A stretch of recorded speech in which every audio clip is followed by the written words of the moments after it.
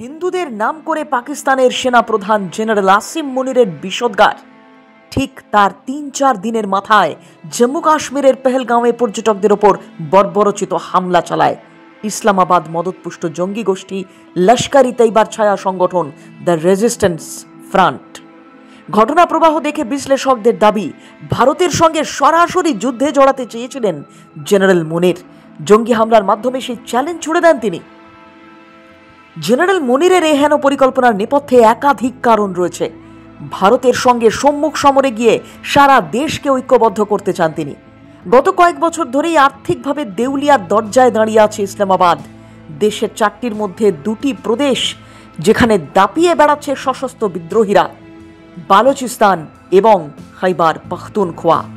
চোরা গোপ্তা হামলা চালিয়ে পাক ফৌজকে নাস্তানাবুদ করে তুলছে তারা। স্বাধীনতার পর ভারত পাক যুদ্ধ হয়েছে মোট 4 বার: 1947, 1965, 1971 এবং 1999। 71-এর যুদ্ধে পূর্ব পাকিস্তানকে ইসলামাবাদের থেকে পৃথক করে নতুন দেশের জন্ম হয়, যার নাম বাংলাদেশ।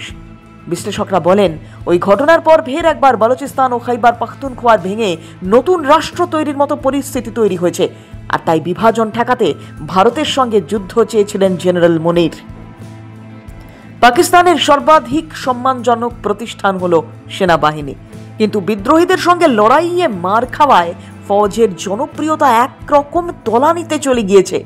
আমজনতার মধ্যে মুনিরের বাহিনীকে নিয়ে ক্ষোভ বাড়ছে। ভারতের সঙ্গে ছোট যুদ্ধে জড়িয়ে এর থেকে পুরোপুরি নজর ঘোরাতে চেয়েছিলেন পাক সেনাপ্রধান। হু হু করে জনপ্রিয়তা কমতে থাকায় জেনারেল মুনির প্রবল চাপে রয়েছেন। ফৌজ এবং পাকিস্তানের জনগণের সামনে নিজের বিশ্বাসযোগ্যতা প্রমাণ করতে মরিয়া মুনির কাশ্মীরকে কেন্দ্র করে যুদ্ধের জিগির তুলতে চেয়েছিলেন রাওয়ালপিন্ডির সেনাপ্রধান। 2022 সালে সংখ্যাগরিষ্ঠতা হারানোয় গদিচ্যুত হন তৎকালীন পাক প্রধানমন্ত্রী ইমরান খান। তাকে ক্ষমতা থেকে সরানোর নেপথ্যেও এই জেনারেল মুনিরের বড় ভূমিকা ছিল। সেনাপ্রধান হিসেবে তার নির্বাচন নিয়ে ইমরানের যথেষ্ট আপত্তি ছিল।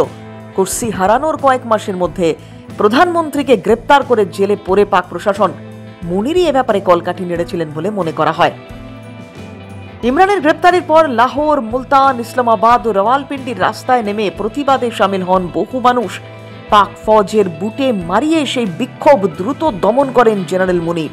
তার জনপ্রিয়তা হ্রাসের নেপথ্যে এই ঘটনা অনুঘটকের কাজ করেছিল। মুনিরের সবচেয়ে বড় মাথা ব্যথা বালুচিস্তান এবং খাইবার পাখতুনখোয়া। এই 2 প্রদেশে সক্রিয় রয়েছে বিদ্রোহী গোষ্ঠী। গত কয়েক মাসে পাক ফৌজের উপর হামলার মাত্রা বৃদ্ধি করেছে তারা। চলতি বছরের মার্চে যাত্রী বোঝাই জাফর এক্সপ্রেস অপহরণ করে বিএলএ। এতে প্রবলভাবে প্রশ্নের মুখে পড়ে পাক ফৌজের বিশ্বাসযোগ্যতা। বালুচিস্তানের নাগরিকদের উপর অকথ্য অত্যাচার চালিয়ে যাওয়ার অভিযোগ ওঠে মুনিরের বিরুদ্ধে। এই কারণেই বালুচিস্তান লিবারেশন আর্মির মতো সশস্ত্র গোষ্ঠীর জন্ম হয়। যে কোনো মুহূর্তে পাক সেনা প্রধানকে নিশানা করতে পারে তারা। তাই নিজের দেশেই স্বাধীনভাবে ঘোরাফেরা করতে ভয় পান জেনারেল মুনির। 2007 সালে পাকিস্তানের সেই সময় সেনা শাসক জেনারেল পারভেজ মুশারফকে হত্যার চেষ্টা হয়েছিল, কিন্তু কোনো মতে প্রাণে বাঁচেন তিনি। 1999 সালের কার্গিল যুদ্ধের মাস্টার মাইন্ড ছিলেন মুশারফ। পূর্বসূরির দেখানো রাস্তায় জেনারেল মুনির হাঁটতে পারেন বলেও গোয়েন্দা রিপোর্টে আশঙ্কা প্রকাশ করা হয়েছে। রাওয়ালপিন্ডিতে জন্ম হওয়া জেনারেল মুনিরের নাড়ির টান রয়েছে ভারতের পাঞ্জাবের সঙ্গে। দেশভাগের আগে তার পরিবারের সদস্যরা জলন্ধরে থাকতেন। পাক গুপ্তচর সংস্থা ISI এর ডিরেক্টর পদেও ছিলেন তিনি। মংলার অফিসার্স ট্রেনিং স্কুলে সেনা প্রশিক্ষণ নেওয়ার সময় তাকে সম্মানসূচক তলোয়ার দেওয়া হয়েছিল। ছোটবেলায় রাওয়ালপিন্ডির বিখ্যাত মার্কাজি মাদ্রাসা দারুল তাজউইদ থেকে ধর্ম শিক্ষা নেন তিনি।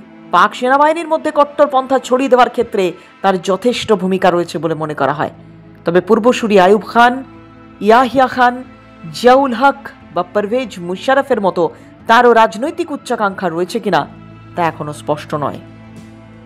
তবে এটা স্পষ্ট, আসিম মুনিরকে তার পায়ের তলার জমি শক্ত করার জন্য পেহেলগাঁওয়ের মতো জঘন্যতম কাজ পাকিস্তানের সেনাবাহিনী বা সন্ত্রাসবাদীদের করতেই হতো বলে মনে করছেন বিশ্লেষকদের একাংশ।